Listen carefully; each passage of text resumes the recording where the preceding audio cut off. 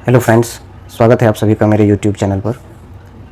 जैसा कि काफ़ी हलचलाहट भरा समय अभी है, लोग अक्सर अपनी निगाहें न्यूज़ चैनल, बीपीएससी के वेबसाइट एवं ट्वीट पर लगाए हुए हैं कि क्या कैसे खबर आ रही है, क्या होने वाला है, क्या चांसेस हैं। तो इसी क्रम में जो कुछ महत्वपूर्ण सूचना है, पहले अभी आप यहाँ से जाइए नहीं, पहले आप ध्यान से मेरी बातों को सुन लीजिए। पहले सुन लीजिए, उसके बाद आप वीडियो स्किप करेंगे या यहाँ से चले जाएंगे। पहले मेरी बातों को जो ज़रूरत वाली बात है वो कम से कम सुन लीजिए। चलिए देखते हैं आज की जो इम्पोर्टेंट बातें हैं वो लेटर में आपको दिखा रहा हूँ, और लेटर में क्या कैसे हम लोग को करना है उस बारे में मैं आपको बता रहा हूँ, मतलब एक तरह से जानकारी शेयर कर रहा हूँ। तो जिनके पास जानकारी ऑलरेडी है बहुत अच्छी बात है। यदि किन्हीं के पास ढेर सारी जानकारी उपलब्ध नहीं हो पाई है या वो उतने लेटर को समय अभाव के कारण नहीं पढ़ पा रहे हों, तो उन्हें मैं शॉर्टकट में जो उसकी मुख्य सार बात है वो मैं आपको बता रहा हूँ। तो मैं आपको दिखा रहा हूँ लेटर के हिसाब से क्या कैसे है। चलिए देखते हैं क्या है लेटर में। अभी की सारी जानकारी जो हम लोग शेयर कर रहे हैं वो सारे रिलेटेड हैं बिहार लोक सेवा आयोग बीपीएससी के शिक्षक बहाली से।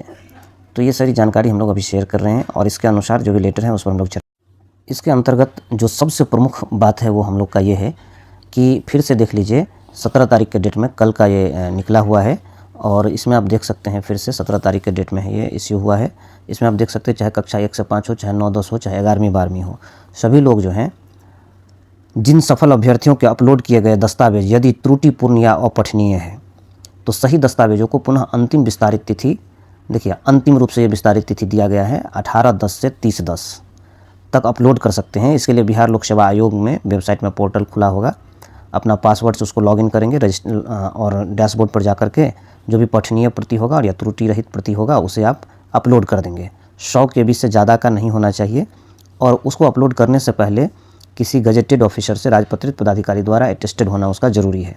उसको पहले आप अटेस्टेड कर लेंगे, फिर उसको अपलोड कर लेंगे।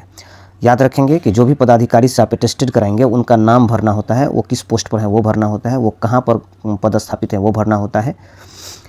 तो ये सारे चीज़, और उनका संपर्क नंबर भी चाहिए, ये भी बात है, मतलब मोबाइल नंबर भी चाहिए। तो ये काम सबसे महत्वपूर्ण है जो 18/10 से लेकर के 30/10 तक चलने वाला है। इसको आप अपलोड कर लेंगे। तो इसमें दो बातें हैं, एक तो ये दिया गया है कि जो आप अपलोड किए थे सिर्फ वो डॉक्यूमेंट अगर वो त्रुटि रहित या पठनीय नहीं है तो, लेकिन मैं आपको बता दूं एक जो लेटर जारी हुआ है वो उस लेटर के आलोक में मैं आपको बता रहा हूं, अगर कोई डॉक्यूमेंट आपको अपलोड करना छूट गया है तो वो भी आप अपलोड कर सकते हैं। वो ये भी 17 का लेटर है, देखिए 17 तारीख का ये लेटर। लेकिन इसमें कहा गया है कि अगर आपको छूट गया है कोई चीज़, पठनीय या त्रुटिपूर्ण तो अलग बात हुआ, यदि कोई लेटर आपको अपलोड करना छूट गया है तो उसको भी आप अपलोड यहाँ से कर सकते हैं। यहाँ देखिए कह रहा है वैसे अभ्यर्थी, देखिए यहाँ पर है, ऑनलाइन आवेदन करते समय कोई वांछित शैक्षणिक प्रशैक्षणिक अर्हता संबंधी प्रमाण पत्र आयोग के पोर्टल पर अपलोड नहीं किया गया हो तो वैसे अभ्यर्थी राजपत्रित पदाधिकारी से दस्तावेज का सत्यापित कराकर पुनः शिक्षा विभाग बिहार पटना द्वारा निर्धारित तिथि तक पोर्टल पर अपलोड करेंगे। देखिए यहाँ पर छूट भी गया है तो भी आप अपलोड करेंगे। पहले क्या था, जो अपलोड किया गया था सिर्फ वही अपलोड करना था, लेकिन अब क्या है कि अगर आपको छूट भी गया है कोई चीज़ अपलोड करना, डॉक्यूमेंट वो नया होगा। यहाँ पर स्पष्ट रूप से लिखा गया है, आप इसको देख सकते हैं। यहाँ पर देखिए ज़रा लिखा गया है, यहाँ पर लिखा गया है अपलोड नहीं किया गया हो तो वैसे अभ्यर्थी जो है उसको सत्यापित करा के गजेटेड ऑफिसर से उसको जो है आप अपलोड करेंगे। तो ये चीज़ सबसे महत्वपूर्ण बात थी आज का। अब बात करते हैं जो जब ये आप अपलोड कर देंगे तो अपलोड किया गया डॉक्यूमेंट पर वाटर मार्क आएगा, बीपीएससी का लोगो, वो आप लोग जानकारी उसको तो प्राप्त हो ही गया होगा। 2 दिन से ये खबर कई चैनल पर चल रहा है और आप लोग भी सब समझ रहे ही होंगे। एक तो बीपीएससी का जो है वाटर मार्क है वो आएगा, मोहर जिसको कहेंगे, मोहर टाइप का है वाटर मार्क बीपीएससी का, वो रहेगा। इसके बाद जो है सो उस पर आपका रजिस्ट्रेशन नंबर लिखा होगा, उस पर आपका रजिस्ट्रेशन नंबर भी लिखा होगा। तो रजिस्ट्रेशन नंबर को भी आप देखेंगे, रजिस्ट्रेशन नंबर रहेगा। तो अपलोड किया गया डॉक्यूमेंट जब आप अपलोड करेंगे तो उस पर ऑटोमेटिक वाटर मार्क और रजिस्ट्रेशन नंबर खुद ब खुद आ जाएगा। उसके बाद सबका प्रिंट आपको निकालना है, सारे का प्रिंट निकाल करके और उन सारे को ले करके आपको डॉक्यूमेंट वेरिफिकेशन में जाना है, जैसा कि अगला लेटर आपको दिखाया जा रहा है। इसमें हम आपको कहेंगे कि आप इसका 3 सेट निकाल लीजिएगा। इसका क्या करेंगे, 3 सेट निकाल लेंगे। 1 सेट को सेल्फ अटेस्टेड कर देंगे और 2 सेट आप सुरक्षित रखेंगे। अगर 2 सेट मांगता है अटेस्टेड तो आप 2 देंगे, नहीं तो कम से कम एक सेट तो अटेस्टेड जरूर होना चाहिए। आप देखिए अनुशंसित अभ्यर्थियों के लिए अनुदेश दिया गया है, कहता है यहाँ पर कि आप प्रवेश पत्र जो आपका था वो आप यहाँ पर मूल प्रवेश पत्र माने एडमिट कार्ड, मूल जो प्रवेश पत्र था एडमिट कार्ड वो चाहिए। इसके बाद आपको देखिए मूल प्रवेश पत्र चाहिए, उसकी एक 100 अभिप्रमाणित छाया प्रति चाहिए। उसके बाद मूल आधार कार्ड 100 अभिप्रमाणित प्रति, सभी शैक्षणिक प्रशैक्षणिक पत्रों की मूल एवं बिहार लोक सेवा आयोग के वेबसाइट पर अपलोड किए गए प्रमाण पत्रों की डाउनलोड प्रति, जिसमें बिहार लोक सेवा आयोग का वाटरमार्क की गई हो, एक 100 अभिप्रमाणित प्रति। देखिए जितना आपके पास प्रमाण पत्र है वो सब मूल रूप से भी चाहिए ओरिजिनल, और वेबसाइट पर से जो है जो आप अपलोड किए हैं वो उसको डाउनलोड करना है। अब वो जो डाउनलोड किया गया रहेगा उस पर मोहर लगा होगा और आपका रजिस्ट्रेशन नंबर लिखा गया होगा, वो चीज़ एक 100 अभिप्रमाणित सेल्फ अटेस्टेड होना चाहिए। इसके बावजूद आप एक सेट अपने पास ऐसे भी रख लीजिएगा खाली, जिसमें आप अटेस्टेड नहीं किए होंगे, ज़रूरत पड़ने पर इस्तेमाल हो सकता है। अब उसी तरह से सीटेट बीटेट टेस्टेड जो भी है उसका मूल प्रमाण पत्र तथा वही डाउनलोड जो बीपीएससी के वेबसाइट से करेंगे वाटरमार्क वाला वो चाहिए। उसके बाद पासपोर्ट आकार का 3 फोटो चाहिए, जो आप एग्जाम के समय में दिए थे वैसा ही 3 फोटो लेके जाना है कम से कम, एक आध ज़्यादा ही रख लीजिएगा। आरक्षण दावा से संबंधित मूल प्रमाण पत्र, मतलब आप एनसीएल यदि लिए हैं या आप स्वतंत्रता सेनानी में हैं या ईडब्ल्यूएस जो भी आरक्षण का बात है वो डॉक्यूमेंट और वेबसाइट से जो है उसका डाउनलोड किया गया वाटरमार्क प्रति वो भी आपको लेके जाना है। जन्मतिथि में छूट के लिए आपको पता होगा मैट्रिक का सर्टिफिकेट या मार्कशीट आप जो भी दिए होंगे वो ले जाना है और वो डाउनलोड वाला भी ले जाना है। उसके बाद है आपको 2 सप्ताह की तैयारी के साथ, मतलब हुआ कि जैसे ही आप वहाँ जाएंगे तो आपका ओरिएंटेशन होगा, इसको उन्मुखीकरण कहा जाता है, तो वो आपको एक तरह से समझ लेते हैं एज ए ट्रेनिंग हो गया, तो वो चीज़ आपको तैयार होना है 2 सप्ताह के लिए। अब ऐसा मोबाइल आपको लेके जाना है जो आपके आधार से लिंक हो सकता है कि वहाँ पर वेरिफिकेशन होगा, तो वेरिफिकेशन होगा तो आपके मोबाइल में मैसेज आनी चाहिए, तो आधार कार्ड से जो मोबाइल नंबर आपका लिंक है वो लेके वहाँ पर उपस्थित होना है। यदि कोई टीचर हैं जो मतलब पंचायती राज या नगर निकाय में पहले से नियुक्त हैं तो उनको औबंधिक नियुक्ति पत्र के एक पक्ष के अंदर अपने नियोजन इकाई से अनापत्ति प्रमाण पत्र या विरमण प्रमाण पत्र प्राप्त करके संबंधित जिला पदाधिकारी को समर्पित करना है। अब जो है आपको वहाँ से क्या होगा, तो मतलब जो पदाधिकारी होंगे वो आपको एक लेटर इश्यू कराएंगे। वो कैसा लेटर होगा तो देख लीजिए, वो लेटर दिखाते हैं आपको। पहले तो आप इस पर चर्चा कर लीजिए जो डेट है, जो कैसे कैसे काउंसलिंग का डेट है।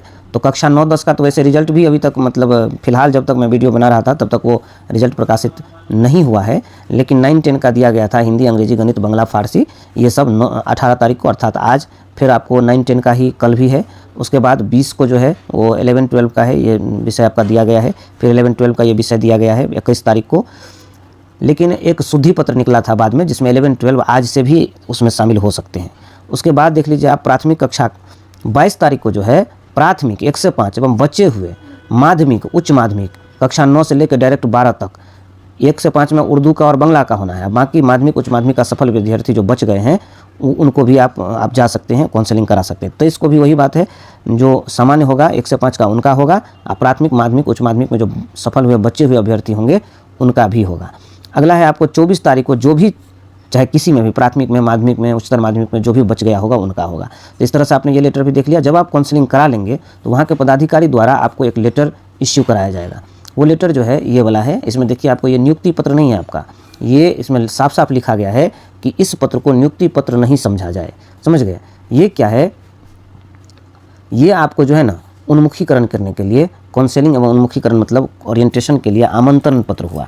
अब जब ये कर लेंगे आप 15 दिन का, उसके बाद आपको जो है सारा प्रमाण पत्र जांच करके उसके बाद आपको नियुक्ति पत्र अलग से दिया जाएगा, चाहे उसी विद्यालय में दिया जाए चाहे किसी अन्य विद्यालय में दिया जाए, सब उसमें लिखा हुआ है।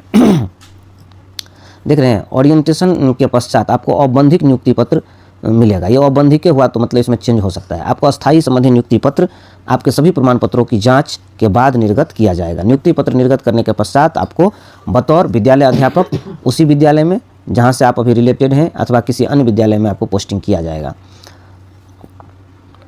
उसके बाद आप देख लीजिए जो गैर सरकारी या सरकार कार्यरत जो शिक्षक हैं उनको एक पक्ष के अंदर में चाहे त्याग पत्र चाहे विरमण पत्र चाहे अनापत्ति प्रमाण पत्र उनको मतलब देना होगा। अब जो है सो ये आपका हो गया क्लियर। अब बात करते हैं हम लोग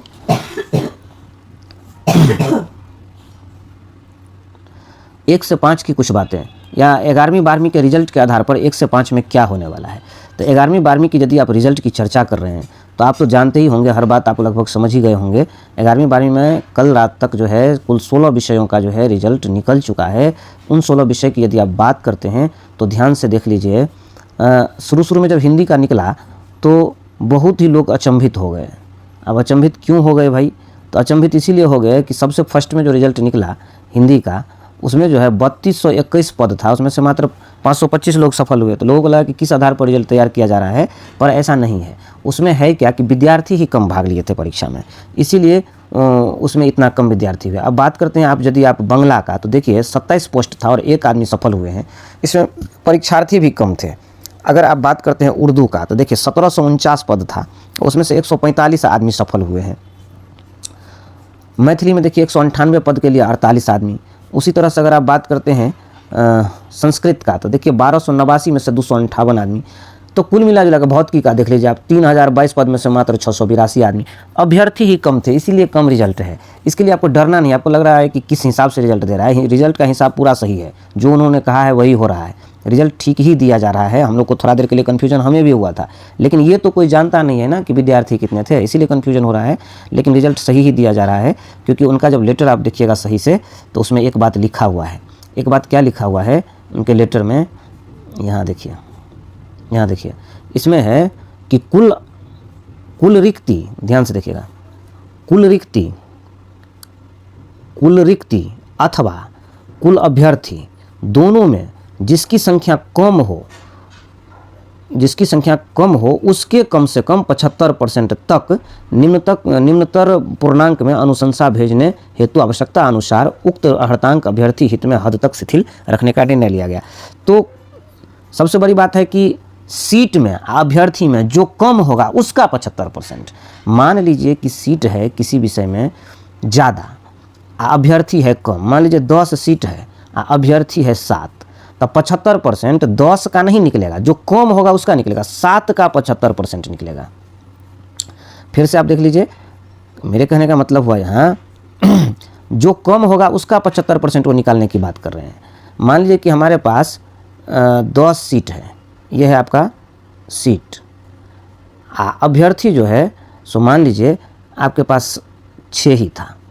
अब 75% जो सीट भरा जाएगा, कैंडिडेट 75% जो सीट भरा जाएगा, सो आप 10 का 75% उन्होंने नहीं कहा है, इन दोनों में जो कम हो, तो कम तो है ये, तो 6 का 75% ही निकाल करके सीट भरा जाएगा। समझ गए? मतलब इसका मतलब 10 का 75% नहीं निकलेगा, 6 का 75% निकलेगा, कम का। तो कुल मिला जुला के रिजल्ट इसी आधार पर दिया जा रहा है, और 5% रिलैक्सेशन की जो बात है वो भी इसमें लागू हुआ है।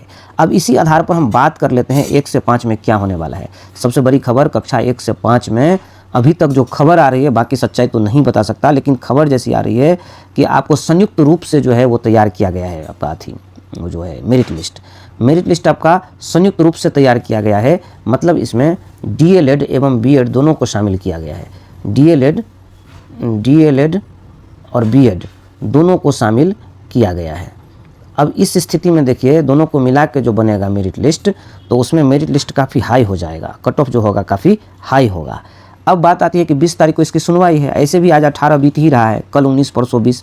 हम तो ये कहना चाहेंगे कि 20 तारीख की सुनवाई देखने के बाद ही 1 से 5 का जो रिजल्ट जारी किया जाता तो ज़्यादा बेटर होता। मान लीजिए कि अभी मेरिट लिस्ट में हाई कट ऑफ पर निकल गया, बाद में बीएड वाले को अगर मिल जाती है तो चलिए अच्छी खबर है, जो रिजल्ट निकला वही सही है। अगर बीएड वाले को नहीं मिल पाती है, उस स्थिति में रिजल्ट में फिर से सुधार किया जाएगा और उनको हटा करके डीएलएड वाले का पुनः से रिजल्ट दिया जाएगा। इस स्थिति में तो अच्छा यही होगा कि डीएलएड का 20 तारीख का जो सुनवाई है उसे देख करके ही रिजल्ट दिया जाए। वैसे मेरी मानना है, अगर बात करें कि केवल अगर डीएलएड शामिल हो परीक्षा में, केवल अगर डीएलएड हो शामिल, उस स्थिति में मेरे द्वारा जो कट ऑफ पुराने वीडियो में दिया गया है, हमें लगता है कि ज़्यादातर उम्मीद है कि मेरे द्वारा बताया गया कट ऑफ सही साबित होगा। चलिए, तो इसी जानकारी के साथ मैं आज का वीडियो बंद कर रहा हूँ, और रिजल्ट आएगी तब हम आगे की बात करते हैं। धन्यवाद।